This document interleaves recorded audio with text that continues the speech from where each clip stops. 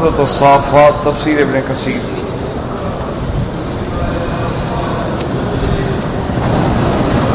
الحمد للہ رب العالمین والصلاة والسلام على اشرف الانبیاء وسید المرسلین سیدنا محمد وعلى آلہ واصحابہ اجمعین۔ اللهم صل على سيدنا محمد وعلى آل سيدنا محمد كما صليت على إبراهيم وعلى آل إبراهيم في العالمين إنك حميد مجيد۔ أعوذ بالله من الشيطان الرجيم، بسم الله الرحمن الرحيم۔ فإنكم وما تعبدون ما أنتم عليه بفاتنين إلا من هو صال الجحيم، وما منا إلا له مقام معلوم، وإنا لنحن الصافون، وإنا لنحن المسبحون، وإن كانوا ليقولون لو أن عندنا ذكرا من الأولين لكنا عباد الله المخلصين، فكفروا به فسوف يعلمون۔ قال المؤلف والمفسر رحمه الله تعالى: أدام النفع بعلومه وعلومكم في الدارين آمين، إلى أن قال: وفي صحيح مسلم من حذيفة رضي الله تعالى عنه قال: قال رسول الله صلى الله عليه وسلم: فضلنا على الناس بثلاث: جعلت صفوفنا كصفوف الملائكة، وجعلت لنا الأرض مسجدا وتربتها طهورا۔ اب مفسر رحمۃ اللہ علیہ ان آیات کی تفسیر بیان فرماتے ہوئے حدیث مبارک ذکر فرماتے ہیں۔ صحیح مسلم کے اندر حدیث ہے کہ ان حذیفہ رضی اللہ تعالی عنہ، حضرت حذیفہ رضی اللہ تعالی عنہ فرماتے ہیں کہ حضور پاک صلی اللہ علیہ وسلم نے فرمایا: فضلنا علی الناس بثلاث، اللہ نے میری امت کو ان تین چیزوں میں تمام امتوں پہ فضیلت عطا فرمائی ہے، چونکہ سب سے بہتر امت جو ہے وہ حضور کی امت ہے۔ قرآن مقدس میں نص قطعی ہے کہ کنتم خیر امت اخرجت للناس، تو تمام امتوں میں سب سے بہتر اور خیر امت جو ہے وہ حضور کی امت ہے، اور حضور کی امت کو اللہ نے خاتم الامم بنایا ہے۔ اس لیے میرے حدیث پاک میں میرے محبوب تو عالم نے فرمایا: انا خاتم النبیین وانتم خاتم الامم، کہ اللہ نے مجھے نبیوں کا خاتم بنایا، تمہیں امتوں کا خاتم، کہ میرے بعد نبی کوئی نہیں، تمہارے بعد امت کوئی نہیں۔ تو اللہ تبارک و تعالی نے حضور کی امت کو بڑا شرف عطا فرمایا۔ اسی طرح دوسری حدیث میں آتا ہے، حضور نے فرمایا: احلت لی الغنائم،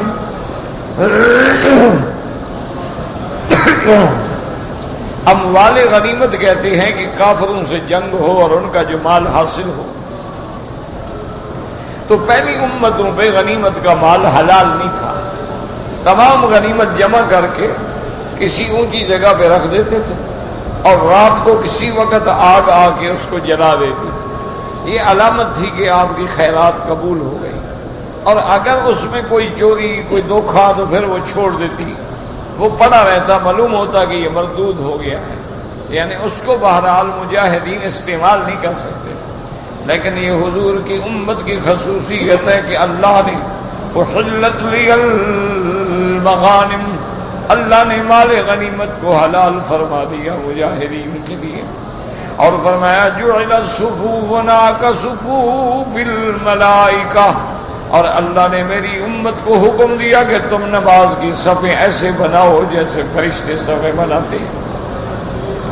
تو فرشتوں کی صفوں کا کیا معنی ہوتا ہے؟ یعنی برابر ہوتے ہیں، ٹخنے کے برابر ٹخنا ہوتا ہے، کندھے کے برابر کندھا ہوتا ہے، نہ کوئی آگے ہوتا ہے نہ کوئی پیچھے ہوتا ہے، کیونکہ جب صفوں میں اختلاف آ جائے تو پھر دلوں میں بھی اختلاف آ جاتا ہے۔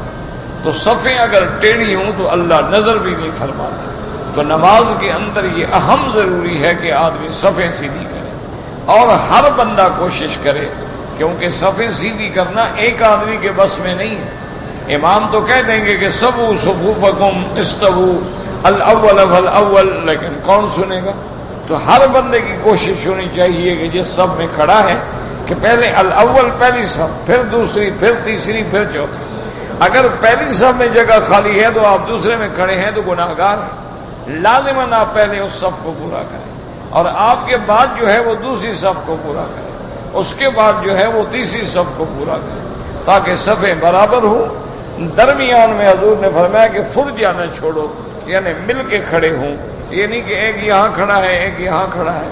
تو اس لیے حضور نے فرمایا صفیں ملی ہوئی ہوں، کندھے کے برابر کندھا ہو، ٹخنے کے برابر ٹخنا ہو، اور یہی ملائکہ کی صفیں ہیں کہ اللہ کے فرشتے جب اللہ کے دربار میں پیش ہوتے ہیں وَإِنَّا لَنَحْنُ الصَّافُّونَ، سب صف کی حالت میں کھڑے ہوں۔ اس طرح قرآن فرماتے ہیں یوم یقوم الروح والملائکۃ صفا، قیامت والے دن جبریل امین بھی اور فرشتے بھی ایک صف میں کھڑے ہوں گے۔ لا یتکلمون الا من اذن له الرحمن وقال صوابا، ان کو بولنے کی بھی طاقت نہیں ہوگی جب تک اللہ اجازت نہ دے، کوئی بات نہیں کر سکتا، کوئی بول نہیں سکتا، اور جب اجازت ملے اور بات بھی سیکھ کرے، یعنی بات غلط بھی نہیں کر سکتا۔ تو حضور نے فرمایا ایک تو میری امت کو یہ فضیلت ملی ہے کہ اللہ نے ہماری صفیں ایسے بنائی جیسے ملائکہ کی صفیں، وَجُعِلَتْ لَنَا الْأَرْضُ مَسْجِدًا، اور اللہ نے میری امت پہ رحم فرمائی کہ پوری زمین پہ جہاں کھڑے ہیں نماز پڑھنے۔ پہلی امتوں کی نمازیں ماں سوا مسجد کے ادا نہیں ہوتی تھی، ماں سوا مصلی کے ادا نہیں ہوتی تھی، لیکن یہ حضور کی امت کے لیے اللہ نے پوری کائنات کی زمین کو مسجد بنا دیا کہ جہاں کھڑے ہو نماز پڑھ سکتے ہو، سفر ہے، حضر ہے، پہاڑ ہے، سارا ہے۔ صرف یہ دیکھنا ہوگا کہ وہ جگہ ناپاک نہ ہو، وہ جگہ گندی نہ ہو، وہاں کوئی گندگی نہ پڑی ہو، کوئی روائیں کریہا نہ ہوں، اور وہ جگہ جو ہے کسی کی ظالمانہ ظلم کر کے نہ چھینی گئی ہو، اور وہ جگہ جو ہے کسی حرام کے پیسے سے نہ خریدی گئی ہو۔ اس لیے ہمیشہ یاد رکھیں کہ بینک اگر سود کے پیسے سے مسجدیں بناتے ہیں تو فقہا فرماتے ہیں ان مسجدوں میں نماز ادا نہیں ہوتی۔ اسی طرح انشورنس کمپنیاں جو مسجدیں بناتی ہیں، اچھا اسی طرح بعض افسران آتے ہیں، یعنی ہمارے علاقے میں بھی ایک دفعہ ایک ڈپٹی کمشنر صاحب تھے، اپنی طرف سے تو اس بیچارے کو بڑا شوق تھا کہ بھی میں جہاں جاؤں مسجد بناؤں، یعنی اپنے عقل کے مطابق تو وہ بڑا نیکی کا کام کرتا تھا، اس کے دماغ میں تھا کہ بھئی جس ضلع میں بھی اللہ مجھے بھیجیں گے میں وہاں مسجد بناؤں گا، اور بڑی فرسٹ کلاس مسجد اور ماشاءاللہ بڑی بہترین۔ لیکن طریقہ یہ تھا کہ اس نے ایک اصول بنا دیا تھا کہ مثلاً بھی ریونیو بھی محکمہ مال کی درخواستیں ہیں، زمین کے معاملات، فی درخواست 20 روپے جمع کراؤ، پرچی لے لو۔ اچھا اور درخواستیں ہیں، مال کی ہیں، فوجداری کی ہیں، ریونیو کا کئی قسم ہوتے ہیں، سب پہ 10 روپے 20 روپے 5 روپے 2 روپے اس طرح رکھ دیا،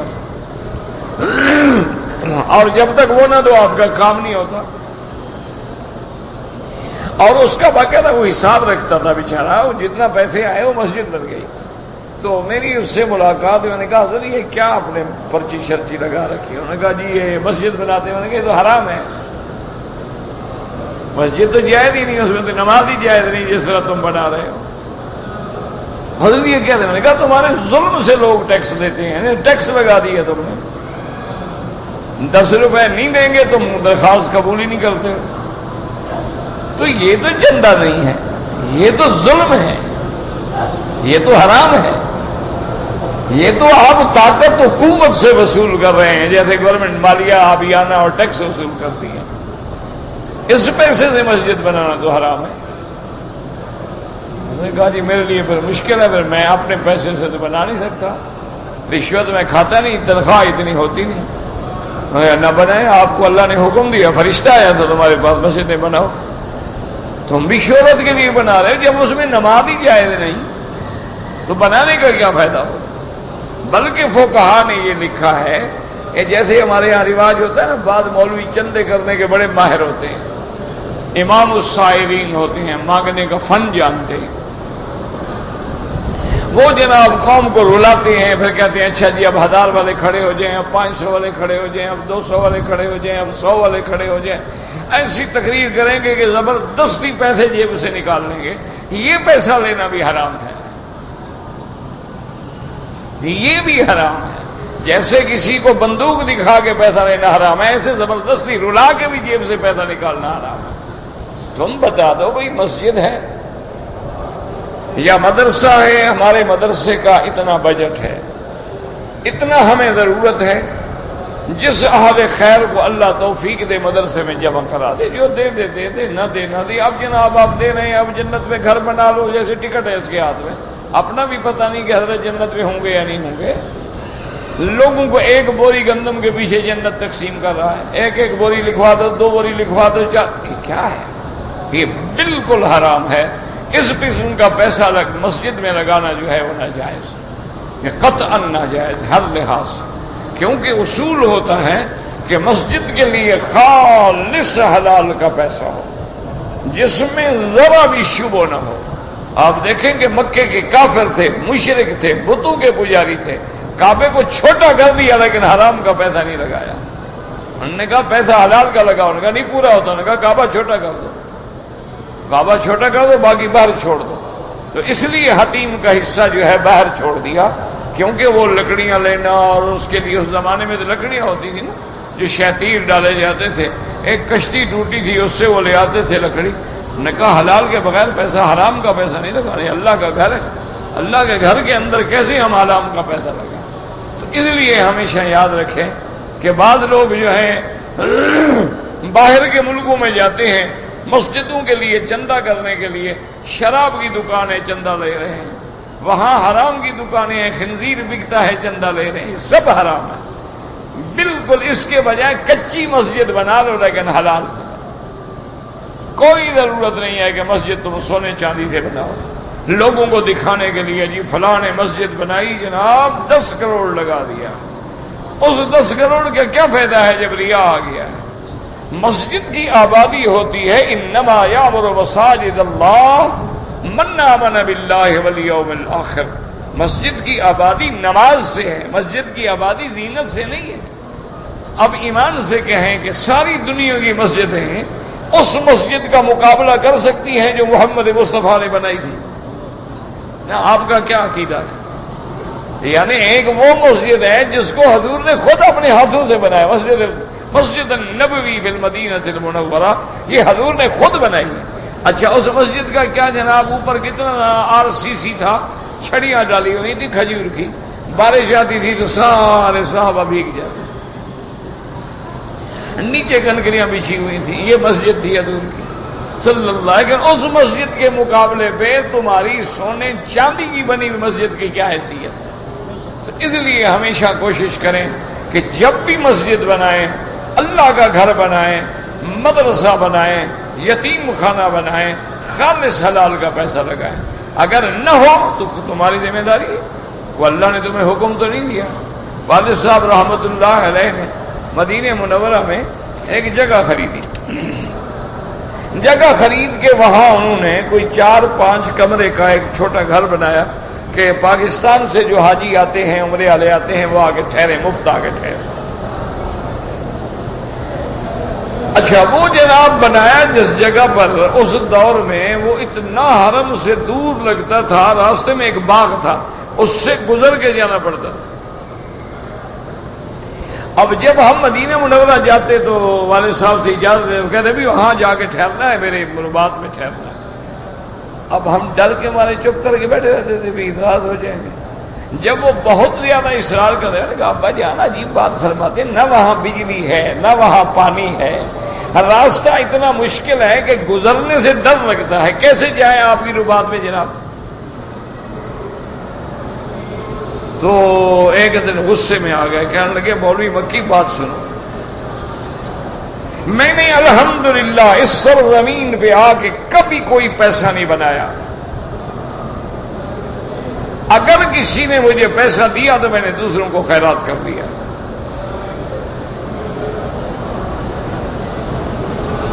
اور سب سے میری پوری محنت جو ہے وہ یہی ہے، یہ جو میں نے گھر بنایا ہے تاکہ میرے ملک کے حاجی آئیں اور مفت رہیں اور آرام سے رہیں، ان کو تکلیف نہ ہو۔ اگر میری نیت اللہ کے ہاں خالص ہے تو ایک وقت آئے گا کہ تمہیں بھی وہاں رہنے کی جگہ نہیں ملے گی، اور اگر میری نیت میں کھوٹ ہے اور میرے پیسے میں کھوٹ ہے تو خدا کرے کل گر جائے، مجھے ضرورت ہی نہیں۔ اینٹیں خود بناتے تھے، درخان بلاتے تو مزدوری خود کرتے، اس کو اینٹیں خود پکڑاتے تھے، اس طرح انہوں نے وہ مکان بنایا۔ اچھا خدا کی شان جناب، حرم بڑھتا گیا بڑھتا گیا بڑھتا گیا، وہ اتنا قریب آ گئی حرم کے کہ تک اگر اذان ہو جائے وضو کریں تو حرم پہنچ جائے، اور ہم بھی فون پر پوچھتے باقاعدہ اس سے بھی جگہ ہے، کوئی کمرہ ہے، ہم آ جائیں۔ تو ان کی وہ جو بات تھی اللہ نے سچی کر دی۔ اچھا اللہ کی شان ہے، اب حرم بنا تو وہ ٹوٹ گئی۔ اس کے بعد اللہ تبارک و تعالی نے الحمدللہ ثم الحمدللہ ان کی جو نیت خالص تھی، اخلاص کے ساتھ اینٹ رکھی تھی، اللہ نے اس کے بدلے میں ماشاءاللہ 5 منزلہ ہوٹل دیا۔ الحمدللہ وہ بھی آج مفت چلتا ہے، جو بھی جاتا ہے مفت ٹھہرتا ہے۔ اللہ کا شکر ہے، ان کا صدقہ جاریہ اسی طرح قائم ہے، الحمدللہ ثم الحمدللہ۔ تو یہ اخلاص ہے۔ تم مسجد بناؤ، کچی بنا دو، تو ضروری ہے کہ وہاں سونا چاندی لگاؤ، سیمنٹ لگاؤ، اینٹیں لگاؤ۔ اچھا اگر مسجد پہلے کوئی موجود ہے تم صفوں کا انتظام کر دو، اگر مسجد وہاں موجود ہے تم وضو خانے کا انتظام کر دو۔ ہر آدمی 1.5 اینٹ کی الگ مسجد بنانے کی کیا ضرورت ہے؟ پہلے مسجدیں تھوڑی بنی ہوئی، ان کو بنا دو، ان کو سنوار دو، ان میں تھوڑا پیسہ لگا دو تاکہ وہ اور اچھی ہو جائے۔ اب آپ دیکھیں وہ کتنی مسجدیں ہیں، بہترین مسجدیں، وضو کی جگہ ہی نہیں۔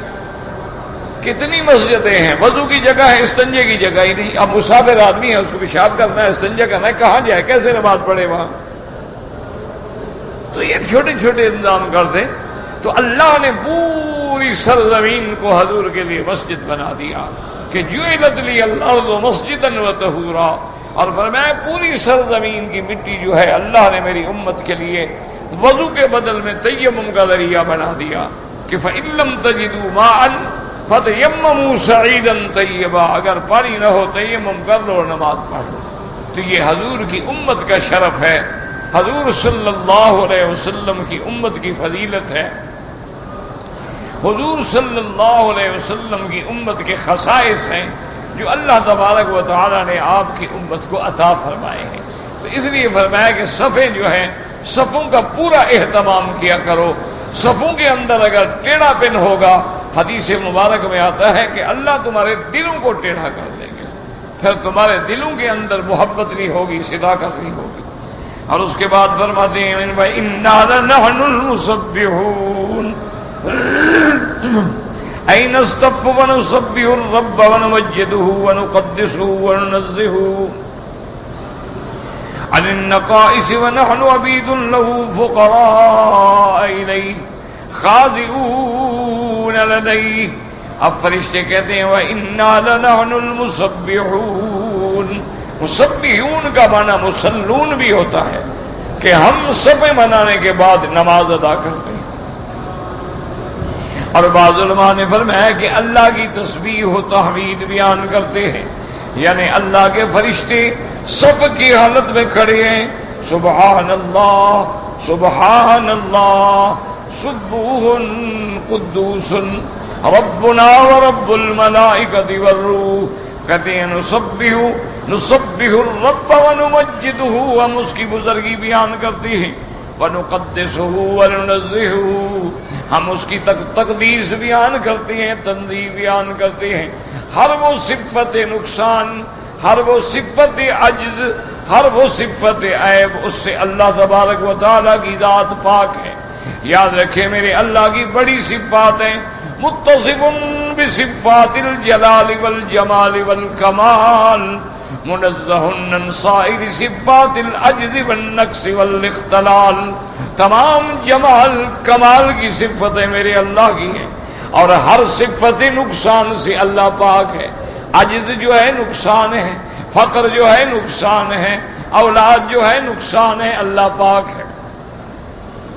فَنَحْنُ عَبِيدٌ لَهُ فُقَرَاءٌ إِلَيْهِ خَاضِعُونَ لَدَيْهِ، ہم جتنے فرشتے ہیں اللہ کے محتاج ہیں، اللہ تبارک و تعالیٰ کے آگے جھکنے والے ہیں، اللہ تعالیٰ سے مانگنے والے ہیں۔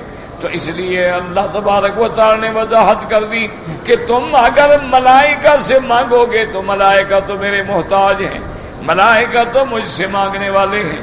اسی لیے صحیح حدیث مبارک میں آتا ہے، حضرت ابی موسیٰ الاشعری رضی اللہ تعالیٰ عنہ اپنے قبیلے کا وفد لے کر مدینہ منورہ میں حاضر ہوئے کہ حضور صلی اللہ علیہ وسلم سے درخواست کریں گے کہ یا رسول اللہ قحط ہے، ہمارا قبیلہ پریشان ہے، مہربانی فرما کے ہماری مدد کریں، کوئی کھانے کی کوئی چیزیں عطا فرمائیں۔ صحابہ کہتی ہیں کہ وفد میں سارے آ گئے۔ صبح کی نماز میں جب حضور کے پیچھے نماز پڑھی، حضور پاک نے قرآن کی یہ آیت تلاوت کی، وَمَا مِن دَابَّةٍ فِي الْأَرْضِ إِلَّا عَلَى اللَّهِ رِزْقُهَا، اللہ نے فرمایا کوئی جاندار چیز نہیں زمین پہ مگر اس کا رزق میرے ذمے ہے۔ کیوں؟ میں رزاق ہوں۔ ان اللہ هو الرزاق، ان اللہ هو الرزاق ذو القوة المتین، اور میری شان ہے میں جس کو چاہوں جتنا عطا فرما دوں۔ اللہ یبسط الرزق لمن یشاء ویقدر، اللہ ہے جس کا چاہے رزق بڑھا دے، جس کا چاہے رزق تنگ کر دے۔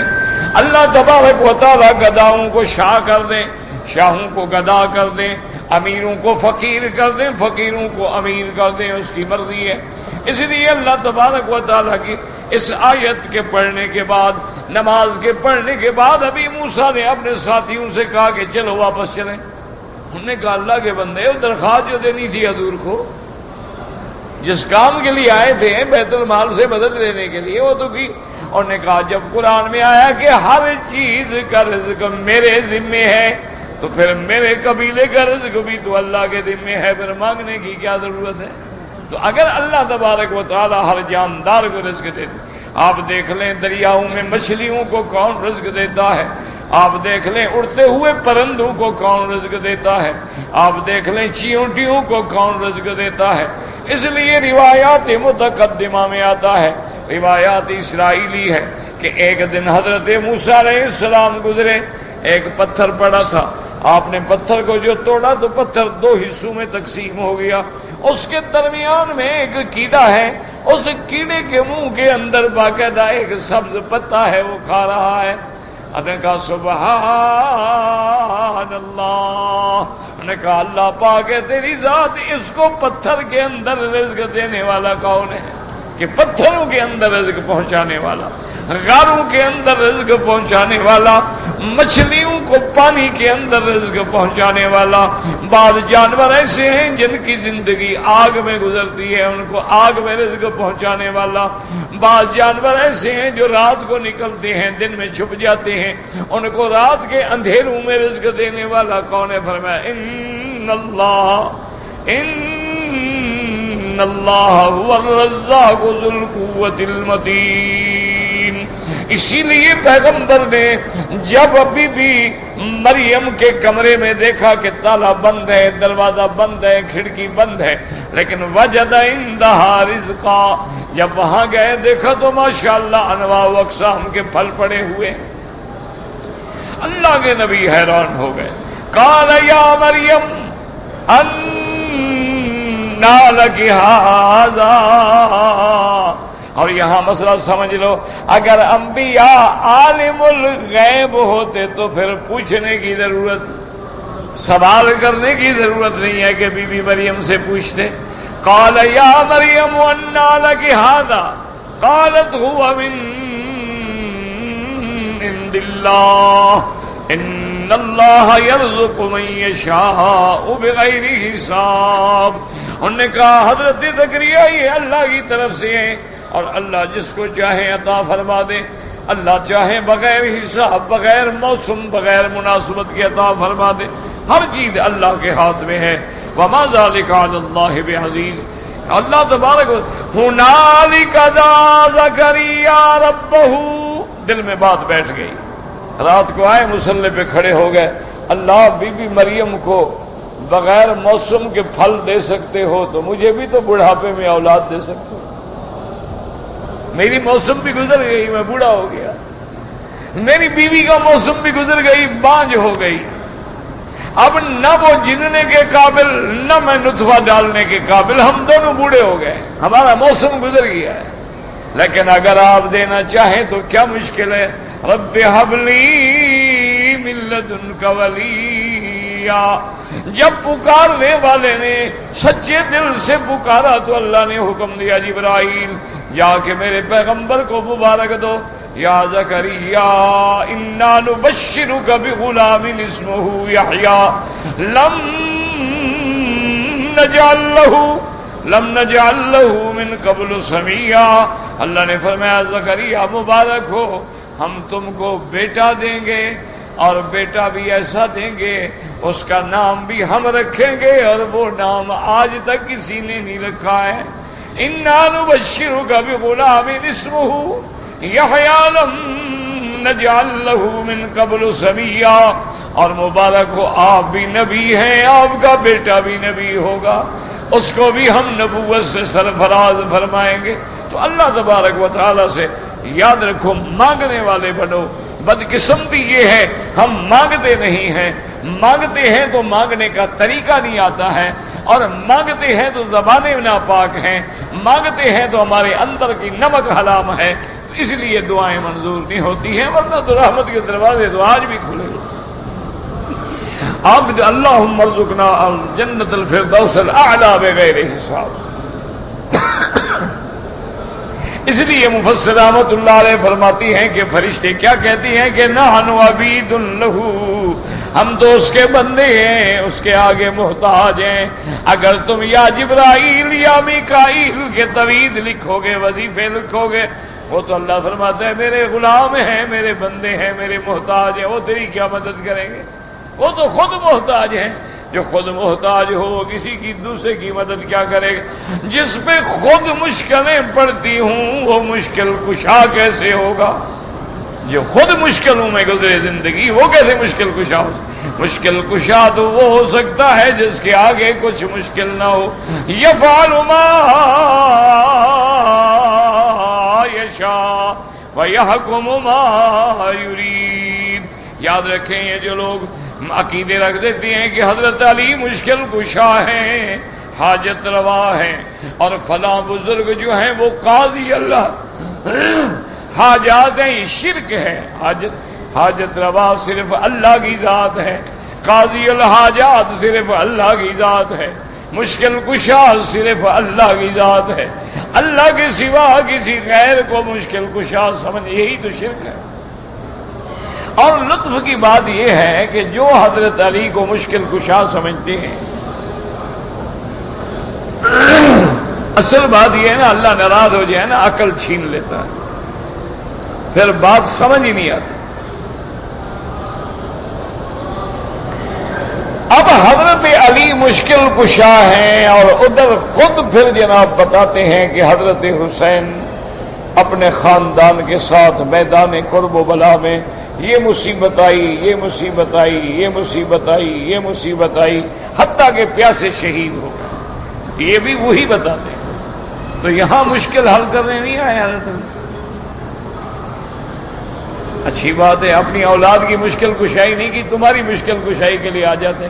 تم کبڈی بھی کھیلو تو یا علی بلاتے ہو، حضرت علی آ جاتا ہے. وہاں بیٹے شہید ہو رہے ہیں اور وہاں حضرت علی نہیں گئے. حضرت علی پہ جب قاتلانہ حملہ ہوا تو حضرت علی نے اپنے آپ کو بھی نہیں بچایا. حضرت علی رضی اللہ تعالی عنہ کی ساری زندگی مشکلات میں گزر گئی. یعنی آپ خلیفہ بنے تب بھی مشکلات کا اتنا دباؤ تھا کہ مدینہ منورہ چھوڑ کے آپ کو مرکز خلافت کوفے لے جانا پڑا. لیکن پھر بھی ہم عقیدہ رکھیں گے مشکل کشا ہے. فلاں بزرگ جو ہیں وہ قاضی الحاجات ہیں، وہ کھانے کے محتاج ہیں، پانی پینے کا محتاج ہے، بیمار ہو علاج کا محتاج ہے، بوڑھا ہو جائے تو کسی کی لکڑی پکڑنے کا محتاج ہے، اور بوڑھا ہو جائے تو ویل چیئر کا محتاج ہے قاضی الحاجات. مسلمانوں اپنے عقیدے ٹھیک رکھو. خدا خدا ہوتا ہے، نبی نبی ہوتا ہے، ولی ولی ہوتا ہے، انبیاء ہیں، اولیاء ہیں، صحابہ ہیں، ملائکہ ہیں، سب اس کے دروازے کے محتاج ہیں. یا ایھا الناس انتم الفقراء الی اللہ، تم سب میرے دروازے کے بھکاری ہو. واللہ هو الغنی، غنی صرف اسی کی ذات ہے جس کو کسی کی پرواہ نہیں. غنی بھی وہی ہے، صمد بھی وہی ہے، احد بھی وہی ہے، قاضی الحاجات بھی وہی ہے، سمیع الدعا بھی وہی ہے، اور دکھ درد دور کرنے والا بھی وہی ہے. یہ مسئلے کوئی الف لیلا کے نہیں، قرآن ہے. وَإِن يَمْسَسْكَ اللَّهُ بِضُرٍّ فَلَا كَاشِفَ لَهُ إِلَّا هُوَ، اگر اللہ تمہیں کسی مصیبت میں ڈال دے کوئی نہیں نکال سکتا اس کے سوا. کوئی حاجت روا نہیں، کوئی مشکل کشا نہیں. اس لیے ملائکہ فرماتی ہیں کہ ہم سب اس کے بندے ہیں، اس کی تسبیح و تقدیس بیان کرتے ہیں، اور فرماتے ہیں وَإِنَّا لَنَحْنُ الْمُسَبِّحُونَ. الْمَلَائِكَةُ تُسَبِّحُ اللَّهَ عَزَّ وَجَلَّ.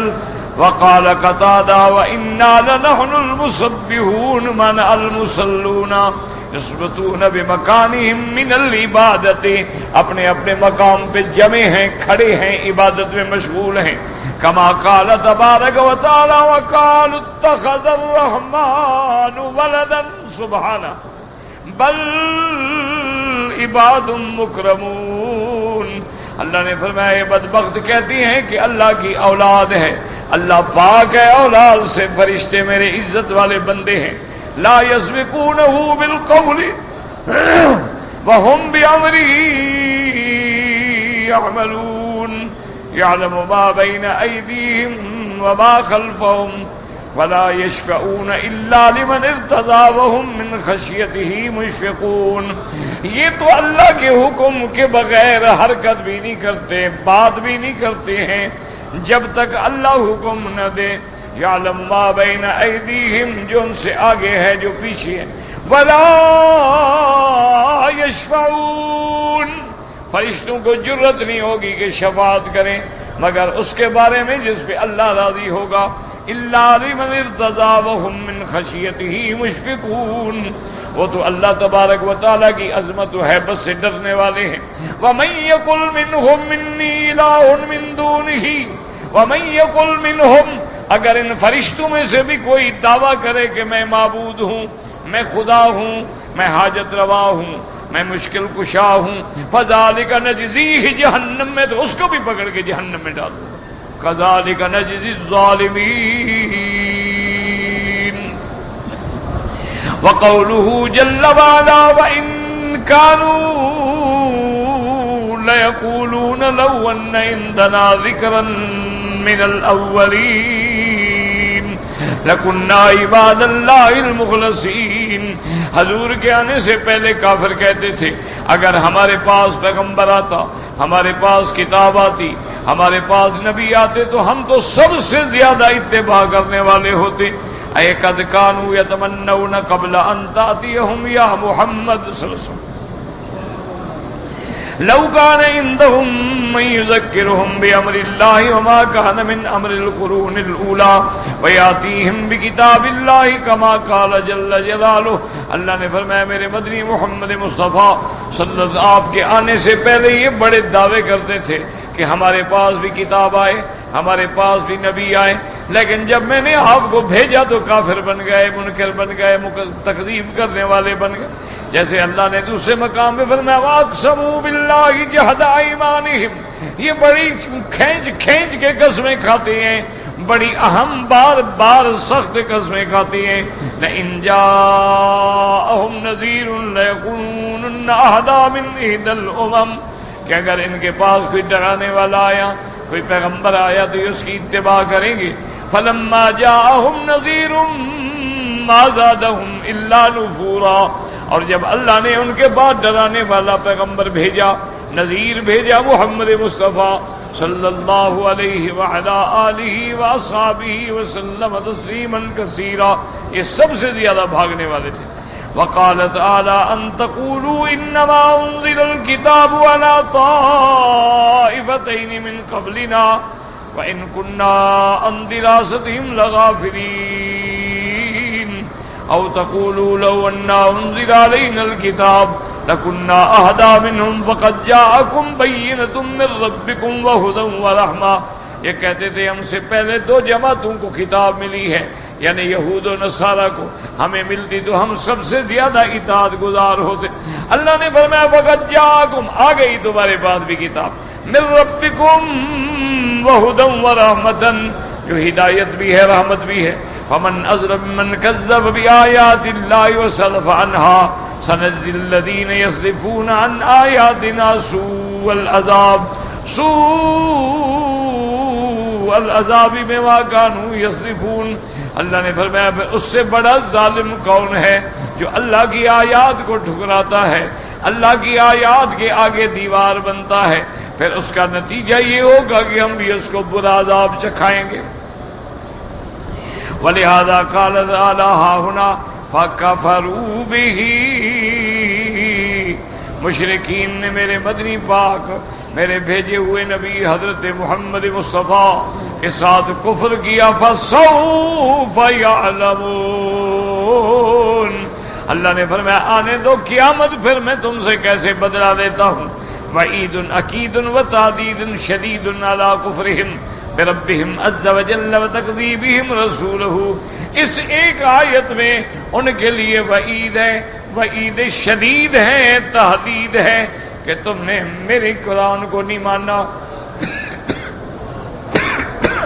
تم نے میرے نبی کو نہیں مانا، تیار رہو، آنے والا ہے قیامت کا دور، پھر ہم تم کو پورے پورے اعمال کی سزا دیں گے۔ واللہ اعلم۔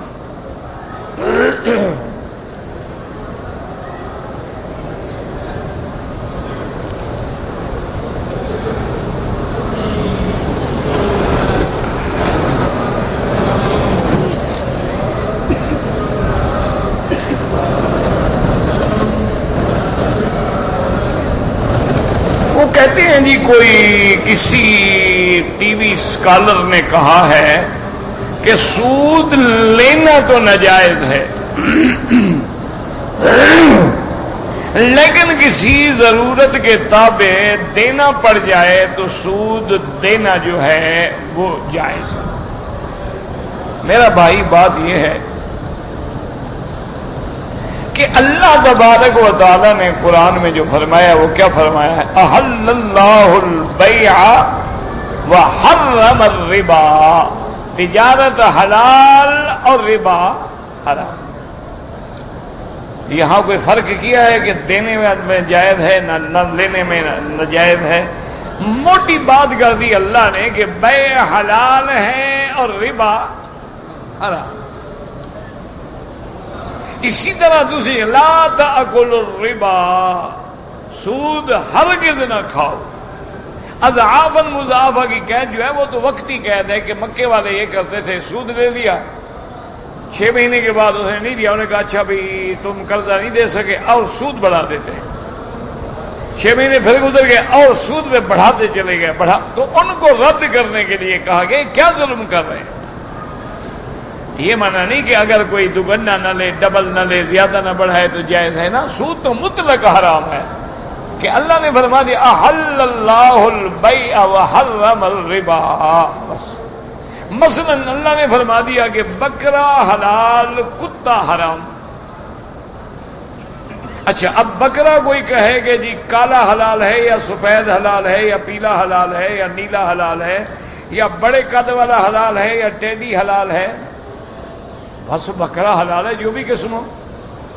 اب کتا حرام ہے کوئی کہ ہاں جی وہ کتا جو ہے نا جو جنگلوں میں پھرتا ہے وہ تو حرام ہے، ہمارا تو صوفے پہ بیٹھتا ہے، ہمارے ساتھ سوتا ہے، شیمپو کر کے ہم نہلاتے ہیں اس کو، یہ تو بڑا صاف ستھرا ہے، گندا تو ہے ہی نہیں، اور اس کو اگر ضرورت ہو باقاعدہ لیٹرین میں جاتا ہے، باہر بھی گندگی نہیں کرتا، یہ کتا تو پھر پاک ہو گیا نا۔ ایک بات ہے کہ حرام ہے یہ کیا سکالر ہیں یا کیا ہے کہ اس کے اندر میں میخ نکال کے امت کو گمراہ کرے۔ اچھا پھر حضور نے تفسیر فرما دی، آ کے لہو و منہ کے لہو، کھانے والا کھلانے والا، لینے والا دینے والا، حتیٰ کہ حضور نے فرمایا ان کے درمیان میں لکھنے والا، ان کے سودی کاروبار پہ گواہ بننے والا، سب پہ اللہ کی لعنت ہے۔ تو یہ کیا مانا کہ لینا تو ناجائز ہے لیکن ضرورت پڑ جائے تو پھر دینا جائز، اسی سے تو راستے نکلتے ہیں نا کہ اللہ کے قرآن میں تم راستے نکالتے پھرو۔ یہ بالکل قرآن و حدیث کے خلاف ہے۔ سود کا لینا بھی حرام، دینا بھی حرام، لکھنا بھی حرام، گواہی بھی حرام، اس کی شہادت دینا بھی حرام ہے، ہر لحاظ سے حرام ہے، اور بے عین ہی اسی اور پھر اللہ نے فرما دی کہ یمحق اللہ الربا ویربی الصدقات۔ آج آپ دیکھ لیں کہ جتنے ملک اس ربا کے سود کے چکر میں آئے ہیں وہ لاکھ ہاتھ پاؤں مارے بیچارے نکل ہی نہیں سکتے، جکڑ لیا ہے اس کو یہودیت نے ربا میں، اور پھر وہ ہماری معیشت کمزور ہوتی گئی، کرنسی بھی کمزور ہوتی گئی۔ ایک دور میں مثلا 3 روپے کا ایک ریال تھا، اب 19 روپے کا ایک ریال ہے، یعنی میں نے اگر 1 لاکھ قرضہ لیا تھا 3 لاکھ روپے دیتا، اب مجھے 19 لاکھ دینے ہوں گے کیونکہ میری ویلیو ختم ہو گئی۔ یہ ساری لعنت جو ہے سود سے ہے۔ ہم مولویوں کی تو خیر کوئی بات نہ سنتا ہے نہ مانتا ہے، چونکہ انگریز نے اپنی تعلیم میں ان کے دماغوں میں بٹھا دیا ہے، جو بڑے بڑے بیوروکریٹ ہوتے ہیں نا باہر سے پڑھ کے آتے ہیں، ان کے دماغوں میں نے بٹھا دیا ہے کہ مولوی اگر ہو نا کوئی، اس کو بڑی عزت دو، بڑا پروٹوکول دو، کھڑے ہو کے ملو، گاڑی تک پہنچاؤ، دروازہ کھول کے گاڑی کا کھڑے ہو جاؤ، ان کا کہنا نہیں ماننا۔ بس وہ اسی میں مولوی بیچارہ پھر خوش ہو جاتا ہے، کہتے ہیں یار بڑا اچھا افسر ہے، بڑھ دیکھو جی اتنی تواضع ہے، میں کیا تو فوراً جناب ٹوپی سر پہ رکھ لی، وہ خدا کے ڈر سے نہیں رکھتا، مولوی صاحب تیرے ڈر سے کیسے رکھ لی، ڈرامہ کر رہا تھا وہ۔ تو اس لیے ہمیشہ یاد رکھیں اگر آپ کی کوئی بات سنتا ہے، اس وقت پاکستان بڑی مشکل حالات میں ہے، ہر طرف سے دشمن نے اس کا گھیرا تنگ کر دیا، اقتصادی معاشی طور پہ بھی ختم، عزت کے لحاظ سے بھی ختم، صرف اس کا ایک حل ہے، ایک تو اللہ کے کعبے میں دعا کیا کہ اللہ تمام مسلمان ملکوں کی حفاظت فرمائے، اللہ اس بلد الامین کو بھی قیامت تک دشمن کے فتنوں سے محفوظ فرمائے، ان کی قیادت کو بھی ہر فتنے سے محفوظ فرمائے۔ دشمن کا اب فوکس جو ہے نا وہ انہی ملکوں پہ ہے، اور پاکستان پہ بھی اللہ رحمت فرمائے۔ آپ اپنے ملک میں کل ایک ہمت والا بندہ پیدا کر رہے ہیں کہ ابھی سود ختم، بس اگر 6 مہینے میں تمہاری حالت نہ بدل جائے، تم قرضہ لینے کے بجائے دینے والے نہ بن جاؤ، تو جو میرے لیے سزا مقرر کرو میں قبول کروں گا۔ لیکن پھر ایمان والا کو بندہ پیدا کرو نا جو اگر مگر میں نہ پڑے نا جی، اگر ہم ایسا کریں گے تو مگر ایسا ہو جائے گا، اگر ایسا کریں گے تو وہ ناراض ہو جائے گا، اگر ایسا کریں گے یہ ناراض ہو جائے گا، ساری دنیا ناراض ہو جائے، میرا رب ناراض نہ ہو، بس ختم بات۔ اور اللہ فرماتے ہیں جب میں راضی ہو گیا تو بندے تو میرے ہیں، ان کو سیدھا کرنا میرے لیے کیا مشکل ہے، صرف ایک جرت کر رہا۔ اچھا اس میں تو کوئی شیعہ سنی کا جھگڑا نہیں، کہہ دیتے ہیں نا جی کیا کریں جناب بڑے جھگڑے ہیں، شیعہ کا جھگڑا، سنی کا جھگڑا، دیوبندی کا جھگڑا، بریلوی کا جھگڑا، اور جناب ان کی کتابیں کفر سے بھری پڑی ہیں، اور جب تک یہ کتابیں چلتی نہیں پہلے تو کبھی لڑائی نہیں ہوئی، پہلے تو کسی نے مسجدوں میں جا کے بم نہیں مارے، یہ کتابیں تو 70 سال پہلے کی لکھی ہوئی ہیں، پہلے تو کسی نے جا کے حملے نہیں کیے، کسی نے جا کے مسلمانوں بے گناہوں کو نہیں مارا، یہ شیعہ سنی کی آواز سے چلے ہیں، یہ تو حضرت عثمان کے زمانے سے آ رہے ہیں، اس وقت سے اختلاف بھی تھا، لڑائیاں بھی تھی، لیکن یہ تو نہیں تھا کہ جا کے مسجدوں میں ایک دوسرے کو مار ڈالو، شیعہ بھی تھے، سنی بھی تھے، اچھا اچھے بھی تھے، برے بھی تھے۔ اسی طرح آپ دیکھ لیں کہ یہ جو بدعات کا زمانہ ہے یہ آیا ہے انگریز کے بعد، 250 سال انگریز نے جب لان مسلط کی اس نے بندے خرید کے لڑایا، کبھی عرس پہ جھگڑا، کبھی میلاد پہ جھگڑا، کبھی رجبی پہ جھگڑا، ایسے ایسے نئے نئے مسائل پیدا کیے گئے کہ امت اسلام الجھ جائے۔ آپ سیدھی بات کریں بھئی سود حرام ہے، بس اس میں کیا سنی شیعہ کا جھگڑا ہے جی؟ اس میں تو کوئی حنفی شافعی مالکی حنبلی کا اختلاف نہیں ہے، حرام ہے حرام ہے، کتا حرام ہے، کوئی اختلاف ہے؟ بھئی ہر بندہ نماز پڑھے، اس میں کیا جھگڑا ہے جی؟ چلو بھئی شیعہ ہیں اپنے امام بارگاہ میں پڑھ لیں، سنی اپنی مسجد میں پڑھے، نماز تو پڑھو، اس میں کیا جھگڑا ہے؟ اچھا اسی طریقے سے اس میں کیا جھگڑا ہے کہ زنا حرام ہے، بے حیائی حرام ہے، یہ کیا مانا ہوا کہ میری لڑکی بے حیائی کرے تو مجھے غصہ آئے، دوسرے کی لڑکی کرے تو ٹھیک ہے میں دیکھ رہا ہوں، انجوائے کر رہا ہوں؟ بھئی یہ کیا، یہ موٹی موٹی باتیں کر دو، دیکھو اللہ کی رحمتیں برسیں گی، اللہ تبارک و تعالیٰ کے کا قرآن کی اگر تم عزت نہیں کر سکتے ہو تو توہین تو نہ کرو، قرآن کو اگر مان نہیں سکتے ہو تو نافرمان تو نہ بنو۔ تو اس لیے بڑا آسان سی بات ہے، آپ سود ختم کرتے، یہ بالکل غلط ہے کہ لینا جائز ہے تو دینا، لینا حرام ہے تو دینا جائز ہے، یہ سب ایسے قصے ہیں اسی قسم کے، جب سے سکالر پیدا ہوئے ہیں ان نے پورے دین کو الٹ دیا ہے، نعوذ باللہ۔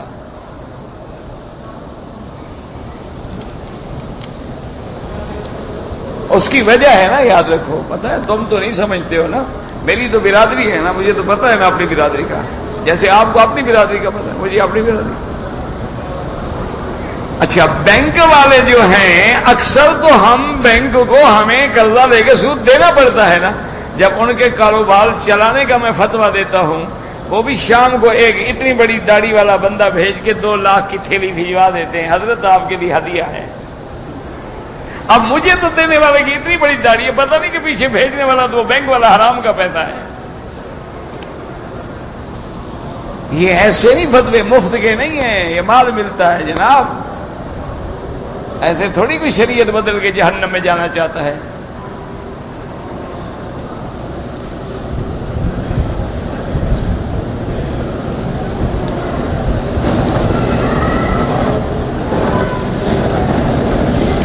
اخی صغیر حدث له حادث بالسیارۃ لا باس علیہ طہور انشاءاللہ، اللہ یشفی۔ لماذا اللہ علیہ السلام الاول ما اقدر اقرا،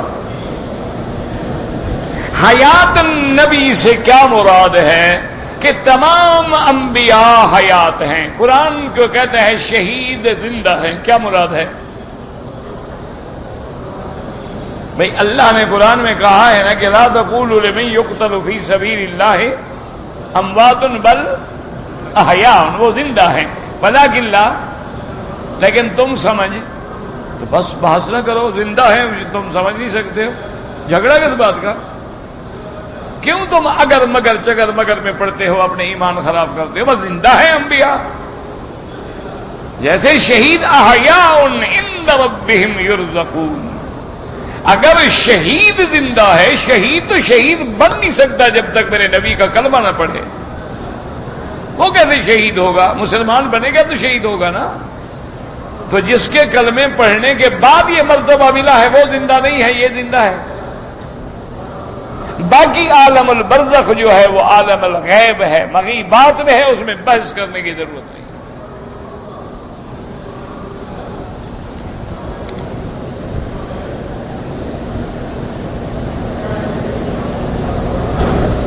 میرے لڑکے مدرسے میں پڑھتے ہیں، میں نے بینک میں رقم جمع کی ہے کہ جو فائدہ ہوگا بالکل حرام ہے.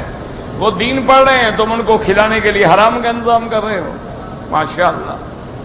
اور جو بچے حرام پڑھ کے مدرسوں سے نکلیں گے وہ کبھی عالم نہیں بنیں گے. وہ ظالم تو بن سکتے ہیں، وہ مبتدی تو بن سکتے ہیں، وہ بدعتی تو بن سکتے ہیں، وہ لوگوں کو گمراہ کرنے والے تو بن سکتے ہیں، لیکن عالم ربانی نہیں بن سکتے جب تک حلال کھا کے نہیں پڑھیں گے. آپ ان کے لیے پلاٹ لے کے ڈال دیں، اللہ برکت دے گا انشاءاللہ، اس کا بدلہ آ جائے گا. تمہیں سود کی کیا ضرورت ہے؟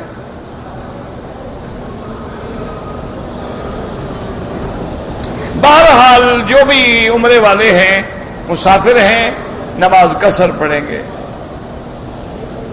کھانے کے بعد جو ڈکار آتے ہیں، لا حول ولا قوت الا باللہ. قبرستان میں جو عیدگاہ ہوتی ہے اس میں عید کی نماز جائز ہے، بالکل جائز ہے، لیکن آگے قبریں نہ ہوں. یہ نہیں کہ آگے قبر ہو اور آپ کھڑے ہوں اللہ اکبر. طواف عمرے کے اندر پہلے 3 چکروں میں کندھا نکالنا سنت ہے کہ پہلے 3 چکر جو ہے کندھا بھی نکالے اور رمل کر کے چلے.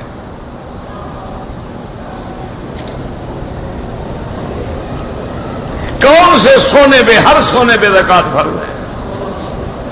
کالا ہو، سفید ہو، پیلا ہو، وائٹ گولڈ ہو، بلیک گولڈ ہو، یلو گولڈ ہو، سب پہ زکات ہے. شیعہ حضرت ابو بکر عمر کو نہیں مانتے، دعا کرو اللہ ہدایت دے، مان لیں.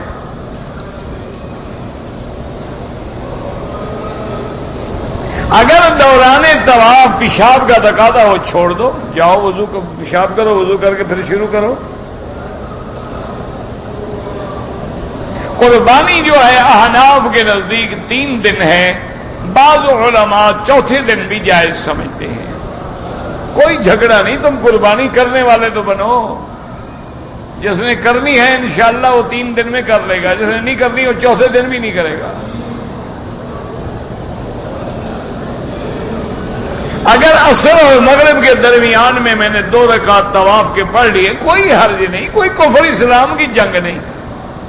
امام ابو حنیفہ فرماتے ہیں مغرب کے بعد پڑھے، باقی امہ کے نزدیک حرم میں جائے، پڑھ لیے تو پڑھ لیے، کسی نے نہیں پڑھے کوئی حرج نہیں، بعد میں پڑھے. یہ کون سے لڑائی کے مسئلے ہیں؟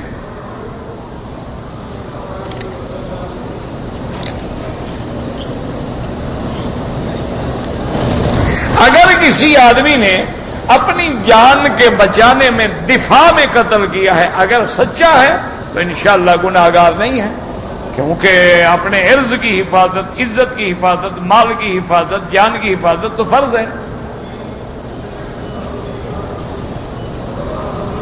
مکے میں رہتا ہوں، حج کرتا ہوں، لیکن بکری نہیں رکھتا. آپ حج مفرد ہے، آپ کے ذمہ بکری حج کی واجب ہی نہیں. بینک والے جو زکوٰۃ کاٹ لیتے ہیں وہ زکوٰۃ ادا نہیں ہوتی. وہ تو زکوٰۃ کاٹتے ہی سود والے اکاؤنٹ سے ہیں، کرنٹ اکاؤنٹ سے تو نہیں کاٹتے نا، سیونگ اکاؤنٹ سے کاٹتے ہیں. یعنی 7.5% سود، 2.5% زکوٰۃ. تو اللہ کی زکوٰۃ جو ہے وہ حرام سے ادا ہوئی ہے، بالکل ادا نہیں ہوتی.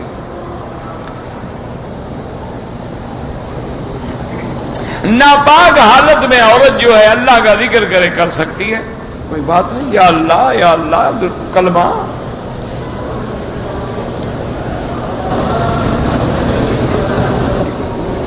اگر کوئی آدمی لڑکا لے کے گود میں پالتا ہے، وہ جب بڑا ہوگا تو نہ محرم ہے، وہ تمہارا بیٹا نہیں ہے.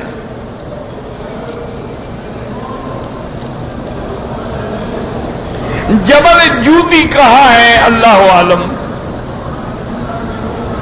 کہتے ہیں شام میں ہے، اللہ عالم. بعض کہتے ہیں ہمالیہ پہاڑ ہے، خدا جانتا ہے۔ اگر تم نے ٹک لگائے ہیں تو دم پڑ گئی، بال بھی کٹواؤ، ایک بکری دم بھی دو۔ اگر احرام لازماً حد حرم کے باہر سے باندھنا ہوگا، ہوٹل سے باندھ کے عمرے نہیں ہوتے۔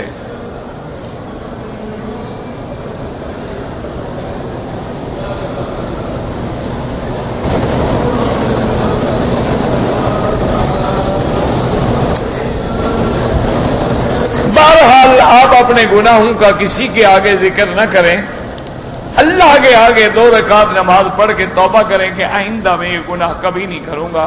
اللہ غفور الرحیم ہے، اللہ بخشیں گے، اللہ معاف کریں گے۔ جو آدمی عمرہ کرتا ہے، عمرے سے حج فرض نہیں ہوتا، تو فعل دعا نہیں، سیدھی دعا مانگو، ربنا آتنا فی الدنیا، ربنا ظلمنا انفسنا، ربنا هب لنا من ازواجنا۔ قرآن میں دعائیں موجود ہیں، ترجمہ اٹھا کے پڑھ لو۔ ربنا تقبل منا انك انت السميع العليم وتب علينا انك انت التواب الرحيم۔ یا اللہ بیماروں کو شفا عطا فرما، یا اللہ بیماروں کو شفا عطا فرما، یا اللہ بیماروں کو شفا عطا فرما، یا اللہ بے حیاؤں کو حیا عطا فرما، بے دینوں کو دین عطا فرما، بے اولادوں کو اولاد عطا فرما، جن کی اولادیں ہیں ان کو صالح بنا، یا اللہ جن کے گھروں میں بچیاں ہیں ان کے رشتے آسان فرما، بے روزگاروں کو روزگار عطا فرما، قرض داروں کے قرض عطا فرما، یا اللہ عالم اسلام کی عزت کا فیصلہ فرما، یا اللہ کفر کی ذلت کا فیصلہ فرما، یا اللہ مسلمان عرب میں ہے، عجم میں ہے، جس ملک میں ہے، جس جگہ میں ہے، اس کی جان مال آبرو عزت کی حفاظت فرما، یا اللہ حرمین الشریفین اور اس بلد الامین کو قیامت تک ہر فتنے سے محفوظ فرما، تمام بلاد اسلامی کی حفاظت فرما، یا اللہ پاکستان پہ رحم فرما، یا اللہ پاکستان پہ رحم فرما، یا اللہ پاکستان پہ رحم فرما، یا اللہ تیرے نام لینے والوں کا ایک ملک ہے، بچا لے، اپنی رحمت سے بچا لے، رحم فرما دے میرا مولا، رحم فرما دے میرا مولا۔ یا اللہ کفر کی قوتیں اس کو مٹانے میں لگی ہیں، تو مٹانے والوں کو مٹا دے، جو اسلام کو مٹانا چاہتے ہیں ان کو مٹا دے، جو قرآن کو مٹانا چاہتے ہیں ان کو مٹا دے، جو حدیث محمد مصطفیٰ کو مٹانا چاہتے ہیں ان کو مٹا دے، یا اللہ جو دین اسلام کی تعبیرات حقہ کو مٹانا چاہتے ہیں ان کو مٹا دے، یا اللہ ہدایت کے فیصلے عطا فرما دے۔ اللہم اہدنا فیمن ہدیت وعافنا فیمن عافیت وتولنا فیمن تولیت وبارک لنا فیما اعطیت وقنا واصرف عنا برحمتک شر ما قضیت فانک تقضی ولا یقضى علیک انه لا يذل من واليت ولا يعز من عاديت تباركت ربنا وتعاليت برحمتك نستغفرك ونتوب اليك صلى الله تعالى على خير خلقه سيدنا محمد وعلى اله وصحبه اجمعين۔